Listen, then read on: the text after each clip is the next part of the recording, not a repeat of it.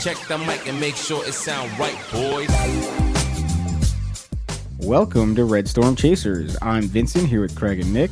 On this episode, we'll look back at the spectacular Providence and Seton Hall losses before looking ahead to the Georgetown and Creighton matchups, guys. Great to be back with you on the pod. Wish there was a bit more of a happy feeling going on here at St. John's, in the St. John's world. Yes. I wish that this was not how I felt. No, there's no, it's still settling in that this is the same as every other year. And it hits me hard. It really is. Only 24 straight years or something like this.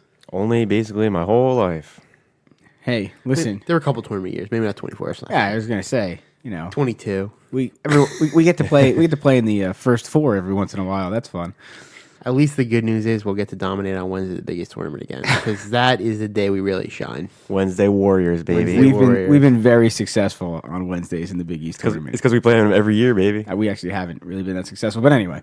Wednesday. I guess you're right. Wednesday.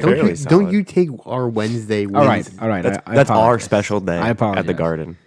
All right. So obviously the big news, and I think what we start with right off the bat, the press conference following the Seton Hall game with Rick Pitino was a spectacle, was interesting. A wild time, wild ride. Certainly not something you see from every coach. Not on my bingo card. And yeah, I didn't really have that one penciled in. Why don't we're going to play a clip for you now, if you haven't heard it. Some of the highlights. Some of the highlights from it. So this way you get an idea of what we're talking about here before we dive into the impact I think that this is going to have.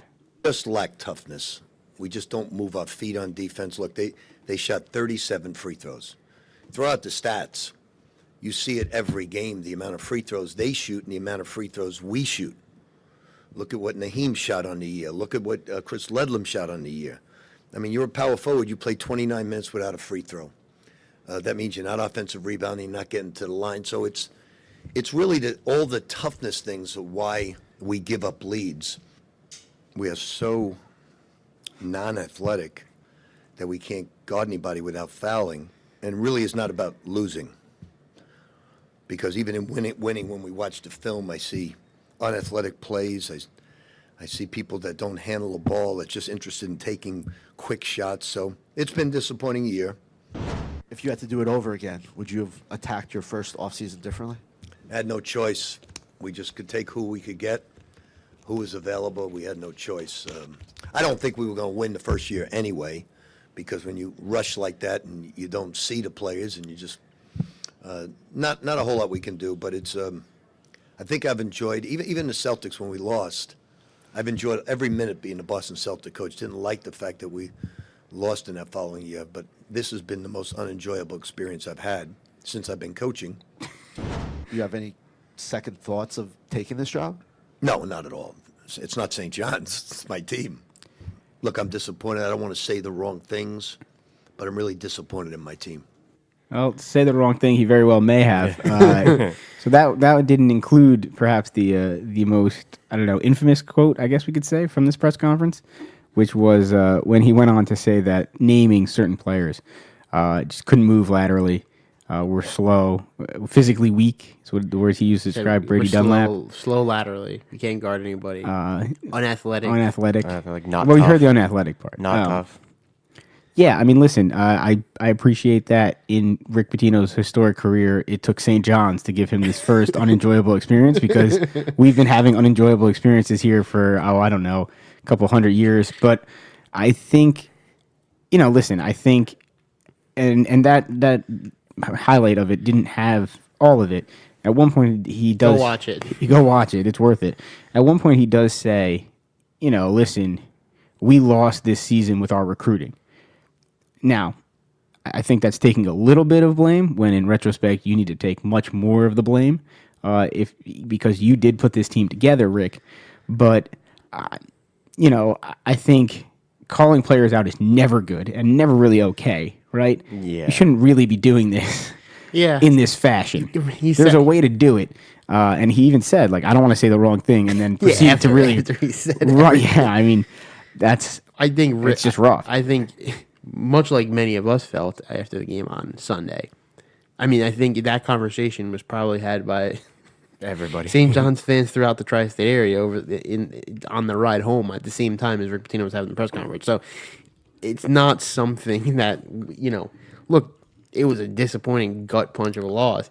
And to your point, I think we took Rick Pitino. This is the most unenjoyable experience. Like, yeah, Rick, well, you're getting paid a couple $1 million to do it. We're sitting here. Well, welcome to St. John's, baby. Trust me, I pay for this. It's not fun. First time here. Yeah, that's what I'm saying. He said it's not St. John's. You sure about that? You sure about that? Might just be Sure us. about that, Rick? Nah, come on, guys. He's gonna turn it around. Listen, he very well could. I still believe. Like, I do think he's correct in I that still believe you it, can't Rick. expect to win the first year. Okay, so No, I do agree. think that the hype There was a lot. was of a hype. lot and probably too high, right? Way too high. I mean, this was a team that was put together completely of portal players and leftover players from Mike Anderson. I do think now. Listen, he's Rick Pitino. He should have coached them up better. I think he wears some of the blame for that, right? But at the same time, it's hard to say. I think if he doesn't have a press conference like this, the season ends the way it ends, which is going to be not going to the NCAA tournament. Yeah. And people go, oh, they underperformed, but it's not a huge deal. Right, it's kind of like melancholy. Right. Well, I know. Yes, a little bit. And I also just think people let it go. Whereas here, I think it's now going to be a sticking point that he underperformed significantly. When in retrospect, if you look back, in Rick Pitino's first year, everywhere he has underperformed. He's had bad years everywhere his first year. I don't know about bad years. No, bad years. Go look at the numbers. Not bad. no. Bad is a strong overstatement. No, yeah. He had better years the second year, but he had solid years the first year. And look, we'll still have a solid year this year. By the way, we're going to have 17, 18 wins.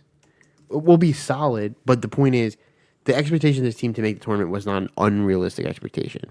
Well, If all the talent that we had came together the way it could have, we would be a tournament team. The problem is it didn't. The problem is we never had a shooter that we always thought we were going to get. The problem is we didn't gel together the way we always wanted to. Yeah, I mean, I think the tournament was a realistic expectation. To not make the tournament is a disappointment. I think it's disappointing, but I don't think you can entirely expect somebody to come in with an entirely brand new team that's never played together and expect to make the tournament in the first year. Marquette did that last year and won the Big East. Well, they They had Mostly- better, with all the mostly- respect, they had better players than we do. I mean, that's true. Okay. Just to give you an idea, Okay. by the way. They're number 4 in the country. To right come- now. to come Wow. up Now, I'm talking about them. Well, I understand that, but last year. they built on that. Sure, they built it by getting transfer players last year and then won the Big East. Yeah, right. And we didn't get those players. We didn't get. They had better players. They had better players. Well, we did. We have- recruited them. We recruited these players. It's Okay, I that think it doesn't- certainly falls on Rick, right? Yeah, I don't know. it He can't get away from it. He got these guys. So when he says these guys aren't athletic, and well, buddy, that's your job, right? I mean, and if by the way he says in the thing, in the summer I saw we were in trouble. Well, you got to coach better, right? I mean, that's the answer. Listen, you're a historically great coach. No one will ever take that away from you. But the answer is, if these guys were struggling, it's your job to turn this around. Just to give you, by the way, come to some receipts for my backing up my statement. Rick Pitino's first year at Boston University was a 17-9 season, which is very similar to what we're heading towards. No, we're not. But About 17-9, not bad. 17-9 is that's really We're going to finish with 17 wins. And like 13, 14 14 losses. Well, okay, we got more games than they had. Okay. His percentage is going to be better. I would not say that's a Sure, bad because he start. has less games. I would not say that's a bad start. 14-14 at Kentucky. That's not a good start. We're going to be Okay, better sorry. than that. 19-13 at Louisville. It's going to be the same start. Roughly the same. Yeah. Same start. At Iona, he was 12-6. It was Oh, yeah, COVID. It was COVID year. COVID year. Yeah. But none of those are. I mean, other than But you Kentucky, say, I'm not those are not disagreeing that they bad. were. They're not bad. They're not first. bad season. And by the way, we're not going to have a bad season. Let's just. Well, I mean, I guess you're right. I guess I phrased it incorrectly. He's started off every place the same way he started off here, in that first year was not I great. just wish this team would have made the tournament. Yeah, and I think, listen, I understand people will love say, how well, weird. Rick, you said you got to make the tournament. You guys were going to make the tournament, and partly that's his job, right? I mean, I'm sure. Oh, no, I'm he sure. has to say that. I'm sure. If he doesn't believe it, no one's going to believe it. Right. No, of course not. I mean, Which is why I'm interested to see what happens after this press conference, where the team goes, whether they take it and say we're going to change his mind, or they say, you know what, fuck him. Yeah, I don't think so. I think Rick Pitino is a Hall of Fame coach. He has done this before. He knows what he's doing. It's not his first rodeo. It's not his first time around the block. He understands it. There's an aspect of motivation, and the aspect of it, a lot of the people that he called out aren't going to be here next year anyway. That is a very valid point. So the point of it is he's trying to kick him in the ass for the last 5 games plus the Big East tournament. Maybe it takes, maybe it doesn't take, but he and we talked about this, recruiting wise could hurt us. Right? That's what I think. That's where I think this might have the biggest detriment. But I think he'll tell you what his response to that would be. If the recruits can't take this, I don't want them here. Yeah. They don't have the mental toughness Yeah. to be on a Rick Pitino team. That's fair. And like that or dislike that, he's won everywhere. So he clearly has some inkling of what he's doing. No, So- yeah, I would trust him. I just kind of we have to trust I him. trust him. I just kind of hate that the spin on this, and it's the national media who don't always lock in on it, is that he's the old man yelling at the clouds, right? Agreed. And that with NIL, the college game has passed him, and he's calling for a salary cap because he knows he can't compete. And listen, I think you open yourself up to it when you do things like this. Sure. I don't know if those things are true, right? But I just hate that it's turned into this narrative of this was not only a team that had now a disappointing year, it's a disappointing year with a twist of being, this is a disaster, right? We've turned into a dumpster fire. We didn't really need to. We turned into Colorado in college football. Yeah. And we had the same expectations going in and the same story laid out. They did really well early. Hype was high. A lot of portal guys flamed out. We sort of did the same thing. But look, Sure. it's still Rick Pitino. He's always better in year 2. There's a long way to we haven't been really good in a long time. So Right. more than 1 year is not the end here. It's going to take some time. And hey, we got new guys coming in next year. We have some of the best recruits we've ever had in the history of St. John's coming in next season. So Yeah.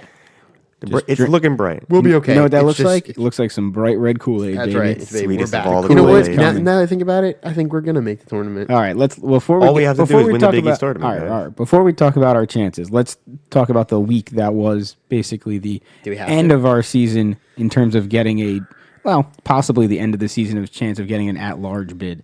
Anyway, we started off the week with a disappointing loss, 75-72 at the Providence Friars. This was a back-and-forth game. Naturally, we had a lead, just like we always have in the past 3 games. And at halftime, we were up by 5. It's really disappointing because we have lost 8 of our last 10, but we've been in probably 6 of 7 of those games. I think we've led the half of the last 4. Yeah.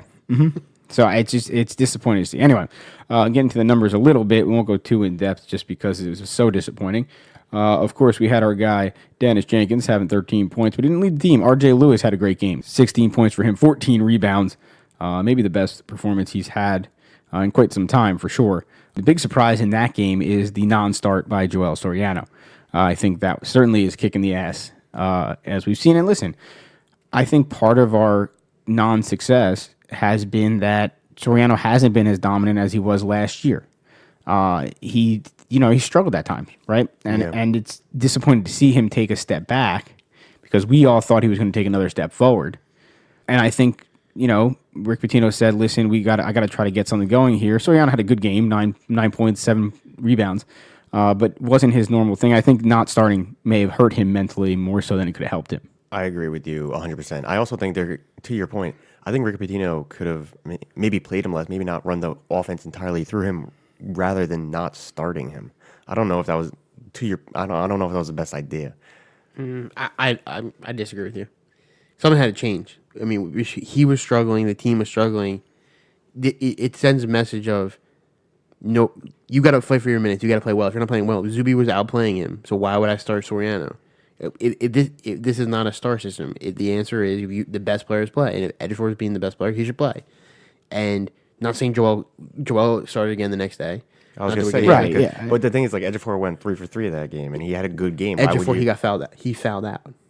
Okay, but He was limited in minutes because he was fouled. Yeah, no, but what I'm saying is, if Ejiofor was playing better than him in practice leading up to the game, which is why you didn't start him, and you started Ejiofor over him, why would you not start him in the next game when Ejiofor had a good game? He didn't have that good of a game. Three rebounds is not that good. 3 rebounds is not great, But going 3 for 3, has 7 points on the day. Listen, that's not bad. But the problem, or I should say, the difference between Ejiofor and Soriano is not as dominant of a presence. And if you're only getting 3 rebounds, you're not as dominant, right? So Yeah. I think it's like Craig said, it's a good test. Throw up the test balloon, see what happens. I don't think it was as successful as Coach Pitino had hoped it was, and I think that's why he ended up going back to Soriano for Seton Hall. Not to mention, Soriano is one of the best players on our team. Yeah, I mean, you got to, yeah. I mean, like, the answer is try to get him to reset, not to, like, punish him, I think. Right. So that's why that's why it doesn't continue. And plus, it has to do with in practice, too, right? Fair. For sure. We do have to give a little mention to Conway. Had a good game. Great game. You're right. Sorry. Great game. 11 points, 6 rebounds for him. It was good to see him get the opportunity. I know he's the guy who won't be around as well next year, but, good. As we said in previous times, it's nice to see other guys step up or guys we haven't seen before come out and have good games. He was 3 for 4 from the 3-point line. That's something we've needed for a very long time. We could have used him a little more earlier in the season if he had continued to shoot at that clip. Anyway, not a great 3-point shooting day for us, 26%, probably why we ended up on the wrong side of this one. We also let them shoot 40% from 3, which was a recipe for disaster. And also down the stretch, like, look, this game was a tie game with a minute and a half to go. And we let them score 4 straight points. And then we cut it back. We had a shot at the end there to tie it. But we took a bunch of threes that had no prayer of making it. And then that was it. As we do. Now, hammering back Rick Pitino's point there, though. They shot 24 free throws. We shot 15. Right? Yeah. I mean, going back to what he's saying, we're talking about a 3-point game here. The difference in free throws shot shouldn't be that large. Right. In a game that's tight down the stretch, you should be going to the line pretty much back and forth. And we did that a little bit, but we didn't do enough of it in the second half to put ourselves in a place where, we could win the game from the free throw line, which I know is probably not going to happen anyway because we're not that great from the free throw line, but at least you give yourself the chance, right? Yeah. Frustrating at the end because I feel like we have done a good job of pump faking, getting guys in the air, and then instead of shooting and getting an easy foul call, we decide to dribble around them and try to take a tougher shot. Sounds like the whole season. Nice pump fake. Yeah. So, anyway, that just is something I saw. Josh O'Dura also destroyed us. He scored 26 points in the second half. Yeah, he was a menace. He did. We couldn't stop him. Yeah. I don't know what happened in the second half. We were unable to guard him.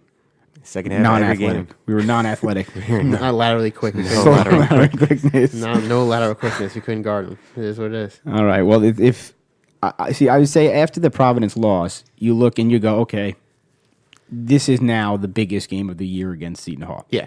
You win this game against Seton Hall. Listen, we put it at UBS Arena. Less Seton Hall fans. It's going to be a big, packed St. John's crowd. It's going to be a real home court advantage. We got an opportunity here to get a nice win that's going to put us back on track to being in the tournament. And the first half comes and bang, 19-point lead. We're rolling. We're rocking. Everything's great. This is going to be spectacular. And then we do what we always do in the last 5 minutes of the first half. And we give up our 19-point lead and shrink it down to a 12-point lead. And as much as that sounds like not that much, the difference in the St. John's world between 19 and 12 is about the same as like 20 and 40 to other teams. Yeah, seriously. Because we just lose so much momentum heading into the second half, and then you see what happens. We let them back in. Yeah. We let them back in at halftime, and then you come out and from the start of the halftime until the under 12, we shot 9% from the field. Jesus. We had one shot. One shot. 1 3-pointer by Sean Conway. Correct. One shot. 9%. You're not beating anybody if you shoot 9%. Yeah, no. And it's just, that's why we should have, if we stomped them out in the first half, right? Instead of going in 12, if we went up 25, different game. Oh, yeah. You 100%. Get their emotion. You get everything out of them if you're up 25. And you just have more buffer room to not score. I mean, essentially, if you think about the second half, Seton Hall, good for them. They stuck it out and they fought back and whatever. They didn't play a spectacular game. We just played horrendously. I mean, look, they played good defense. They forced us into stupid, bad shots. Yeah. But if you look at their percentages, it's not like they were barn burners. It's just that. I mean, they shot 20% from 3, 37% from the field. Right, that's what I mean. Even only 67% from the free throw line. They out-toughed us, to Rick Pitino's point, and they stood up And they, look, we had the worst second half I've seen in a long time. Probably long my time. life. I mean, 3 points in 9 minutes is just patently absurd. It was. I mean, it's almost comical to be like high honest. school It is I've never rough. seen that. I mean, I've watched millions of games of teams that are way worse than this team and just throw shots in that go in. Yeah. No, literally. Going back to what Rick Pitino said being correct, 37 free throws for Seton Hall. We shot 13. Yeah. Right? Yeah. No, I mean, now listen, most of the second half became garbage time because we were just out.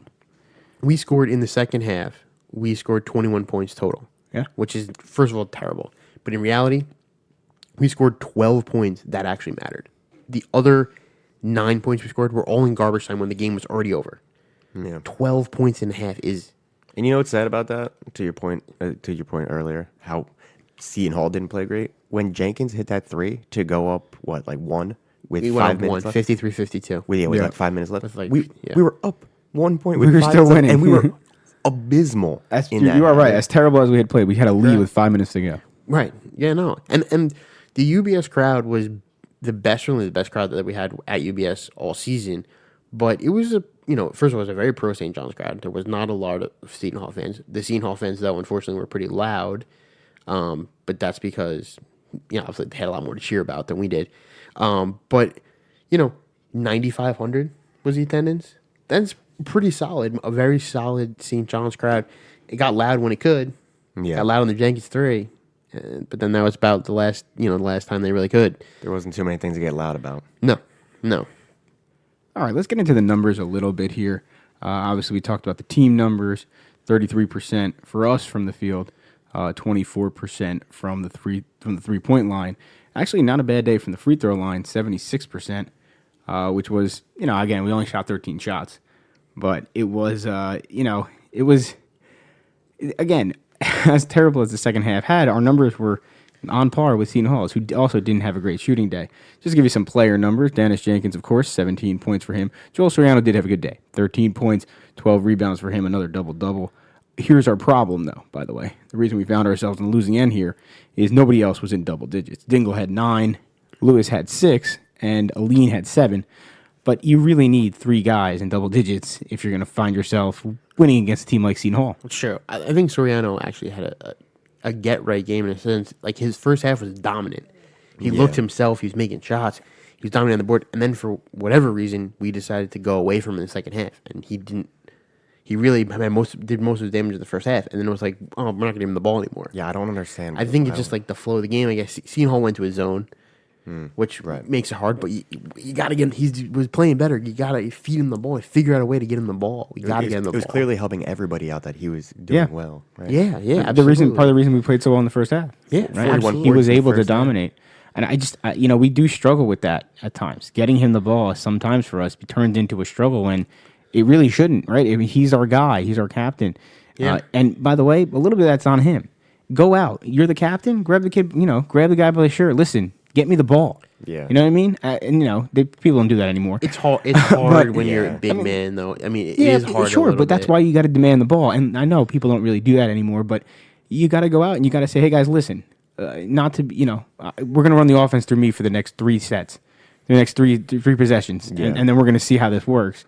And listen, even if Rick's not calling for it, step up. Not to put it on him because he did have a good day, and he's in a hard spot. But you just feel like there are the recipe is there, right? Like you can see it on the court, Yeah. And it's frustrating because we're like one move away from being able to make the move, and then this doesn't happen, right? And I think that's what frustrates me the most is, you're looking for somebody to blame because it's everywhere, but it's just like we're so close, and then just like always, it's just ripped away from us. That's the biggest thing that hurts the most is that it feels like we're not that far away from it. It's not like we're getting killed every game. No. We're in all these games. We're leading in most of these games. So it really hurts. I don't know about you guys, but after the game on Sunday, it was like we're sitting in the seats and just like staring off into the distance as the game was over and the Pirates fans were chanting and stuff like that because it was just like, how are we here again? It felt like our season ended. I think our at-large opportunity really did. I mean, we had a razor-thin margin, And if we'd beaten Providence, I think we could have lost to Seton Hall. But you couldn't lose to both of them. Yeah, no. Yeah, And I mean, we said that that was on the not pod last week, right? We said if you can lose one of these, but you really can't lose both. If Right. you lose both the season. Now, listen, I think, listen, silver lining, right? Look at the numbers, right? 6-9 right now in conference, 14-12 overall. We're in ninth place in the conference, which is terrible. Yeah. We're going to be playing on Wednesday, so don't buy your tickets now because there's absolutely no doubt there. But our net is 51, right? So Yeah. we still have the net. And the thing is, you look at our schedule, and I mean, as bad as this stretch has been, 2 games against Georgetown, both of those should be wins. A win against DePaul, that gives you 3 wins right there. You're at 17. You win one against Butler or Creighton, all of a sudden you're at 18 wins. You're 18 wins. You get a win on Wednesday. You're at 19 wins. 19 wins in the Big East. Listen, we don't have a signature win, right? So unlikely. But you still look and you go, you know what? 2 wins, and all of a sudden the 20-win team in the Big East, you got 12 wins in conference. That's a team that you could see us in the first 4 in Dayton. I mean, listen, I don't think so, right? But a blind resume test would say otherwise. Now, I think this hurt us. The Rick Pitino thing. I think the committee. Now I don't he's know still about Rick that. Pitino though, right? So the committee may go, well, it's nice to have him in Dayton, or they'll go, That would juice the game in Dayton a lot. he's had a rough year. Let's not do that. Now, ratings wise, I think they put Rick Pitino in. But again, now that's a very positive outlook, right? I think we go 3-2, lose to Creighton, lose to Butler, win the other 3, and then obviously you're looking at the NIT, or you win the Big East tournament, and that's it. But that's how we're going to get in. There's There's always winning the Big East tournament, which is always our saving grace because we do so well there. We've succeeded so well in the Big East tournament over the past few feel years. confident over it. But We're home, baby. I do. Well, according to the NCAA, we are. Now we are. Yeah, I don't know how I feel. That's not right. It's ridiculous. By the way, that's wholly absurd. Totally. You're saying, but by the way, what the NCAA really doing is you're benefiting conferences who play at a neutral site, which makes no sense. Right. I now have to make sure I pay extra money to go play at a neutral site. That's Right. ridiculous. Well, Instead of a small conference play like Fairfield, poor Fairfield, they get stuck with the home games playing their conference tournament there. That's ridiculous. Well, but it really mostly impacts us. I think it's us and UNLV. Those are the two, yeah. The problem Of the for bigger conferences. So the real answer to the question is, do St. John's season ticket holders get priority tickets? Oh yeah. By the way, if They that's the don't. case, then we yeah, have to, yeah. They don't, but if it counts as a home game, that's absurd. 100%. 100%. That's crazy. I don't really know where that ruling came from or where that came out of because that never was the case. I don't even know why they changed the rule. Like, what was the incentive to do it? Was anybody calling for it or something? I don't know.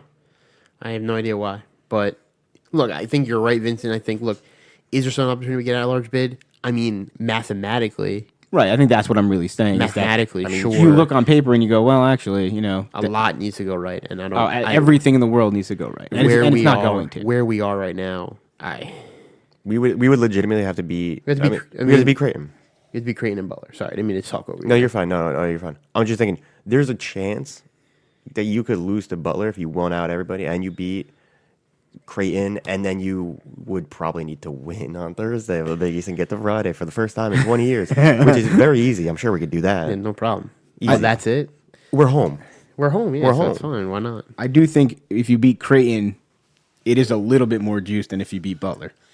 True. Even though Butler yeah. should be a surefire tournament. Well, team. They're going to be a ranked. tournament team They're- too. yeah. It's just that Creighton's ranked right now. Yeah, I right. agree. And it's a No, the Creighton win would hold more let's- standing. Would hold more standing than the Butler win. Let's not forget Creighton started the year number 4 in the country, I think. yeah. I mean, listen, they're a Preseason. very good team.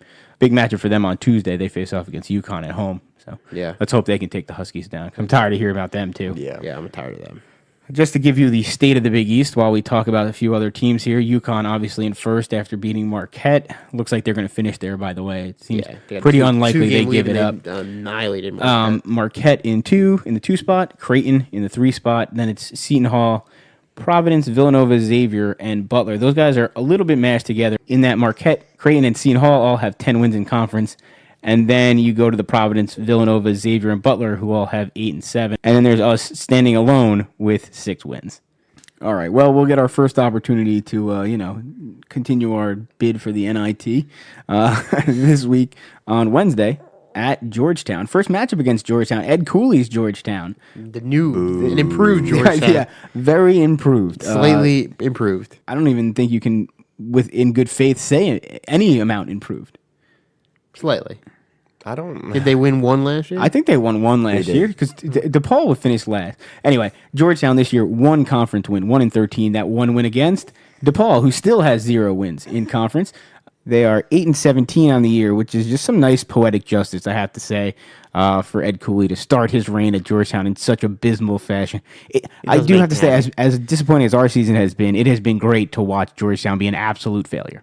I've enjoyed it thoroughly. I've enjoyed Ed Cooley not being terrible. It's been great. And Providence getting their pushback or getting their get back at beating them. I love everything about Ed Cooley being on a terrible team. My only hope is that he has the shortest reign ever as a head coach at Georgetown and absolutely continues to fail for the next 5 years. And begs for the Providence job back. Yeah, right. You go and they get to tell him. No, absolutely. Now we're good. We have Kim English. Yeah. Actually, I think it would be funny if they hired him back in as an assistant. Yeah, we'll have you back. You can be the third assistant. You're not even allowed to travel with the team though. That'd be wild. Anyway, their best player is Jaden Epps. Jaden Epps, 17 points a game, very talented, but he's about as far as it goes. Dontrez Style averages 13 points a game, and Supreme Cook averages 11. Those are only 3 guys who average double digits. Supreme Cook being their forward with 8 rebounds per game. He'll be the big man that will face off against Joel Soriano and Ejiofor. Listen, as much as Rick Pitino said, Georgetown's a team that can beat us, I think that was more frustration than anything else. This, is a team on paper that we should absolutely beat, and we've beaten every team on paper we were supposed to beat this year, theoretically. Yeah. At least teams like this, I should say. And, well, maybe not Michigan, but you get my point. Yeah, no, look. This is similar to a matchup of, Manhattan, with all due respect. Yeah, I mean, Georgetown's 202nd in the net, so they're, around Merrimack and, Cleveland State and Tulsa. That's not a company you want to hold. So, where we should beat them. I mean, we just should beat them. Beat them. I mean, we better beat them. It's going to be interesting. This is going to be interesting to see how the players respond. I think you're 100% right. Like, that's going to be the most interesting story of this game. Sure. Yeah, 100%. Because absolutely, they're either going to come out and be angry and blow them out by 30, or it's going to be the same thing, or it's going to be even worse, and they're just going to give up entirely on Rick Pitino. Which I could, from some of the players' standpoints, what he said about them, and just generally what he was saying, I could see some players being like, I don't want to play for this guy anymore. I could see it. It's not like out of the realm of possibility of happening.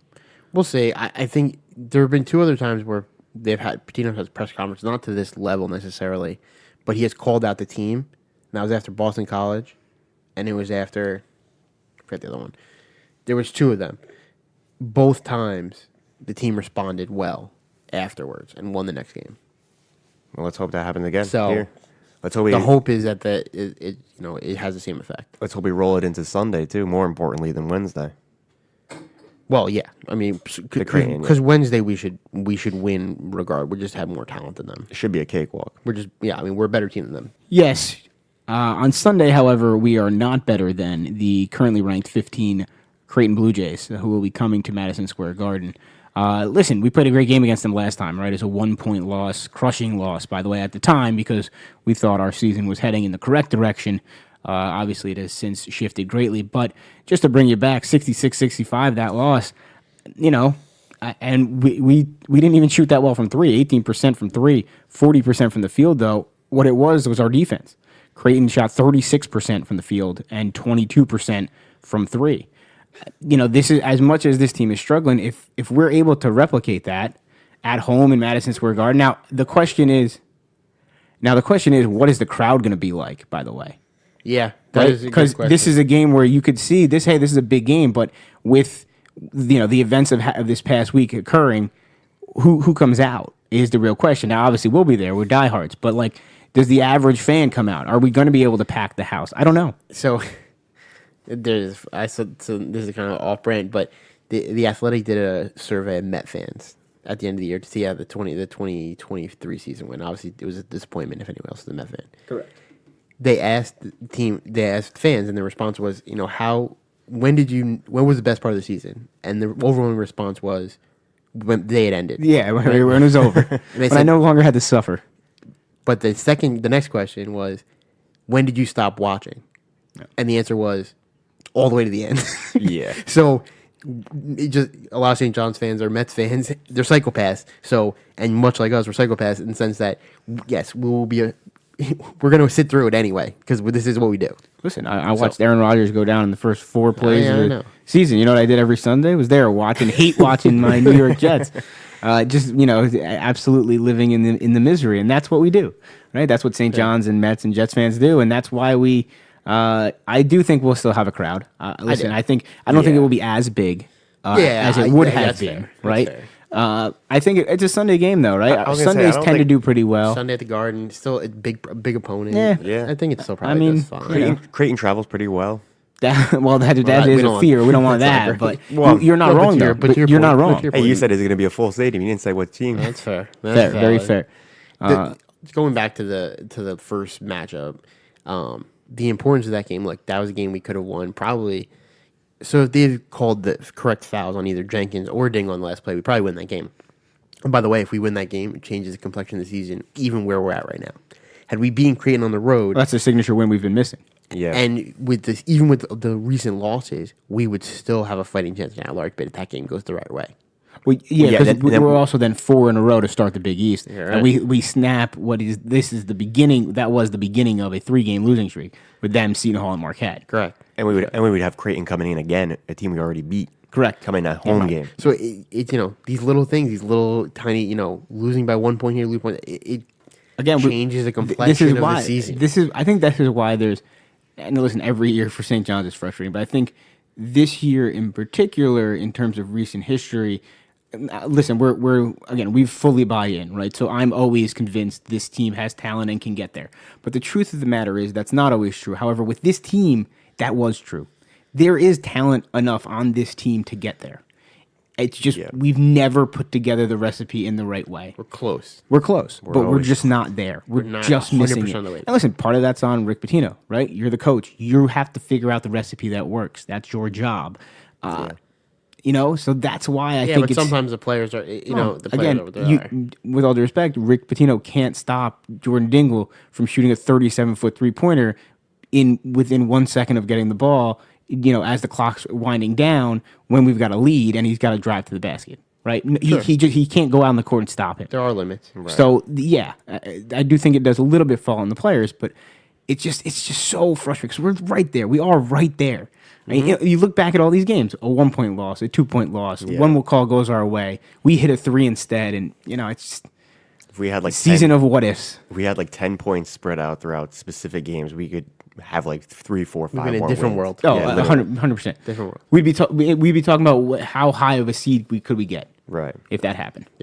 Yeah. That's so we get another shot against Creighton. Look, hopefully we win. I think. The best we can hope for now is get some momentum going into the Big East tournament, and then pray for for a magical run. Our only hope against Creighton, to be completely honest, is that we get a get back game. They either get a big loss or big win against UConn, and they go into rest mode or something. Right. It's a pretty big gap from Tuesday to Sunday, but that's the hope, right? Because otherwise, I don't know if the current makeup, the current mental state of this team could get us there. Well, hopefully the Georgetown win gives us. Hopefully we win, first of all. Right, I said the Georgetown win like it happened already, but hopefully that win gives us confidence, and it seems to get us back on track going to Creighton, so we have a little juice. We need a little something. We certainly need a little something. Completely off brand here, but I didn't go to the St. John's Seton Hall game. Fortunately for me, I instead went to the Stadium Series, watched the Rangers-Islanders game at MetLife. Nice. A fellow Madison Square Garden homer tier. That it was incredible atmosphere. Like 4-1, probably Rangers fan. It was just awesome to see, and big win in overtime. So it's funny because I was watching on my phone. St. John's fall apart while also celebrating the Rangers winning. And it was very mixed emotions, right? And the Rangers had played terribly too. So I was like, oh boy, this is. But then when the Rangers were playing bad, St. John's was playing well. So I was like, oh, all right, well at least I'm getting that. And then all of a sudden it flipped, and I was like, oh man, what the heck's going on? It was an emotional roller coaster for me on Sunday. But unfortunately, St. John's came away with the loss. But at least the Rangers came away with the one. I guess we'll take that as the silver lining for that day, for me anyway, and I know Nick's a big Rangers fan. So, all right, that'll do it. For Craig and Nick, I'm Vincent. Go Johnnies. Keep chasing.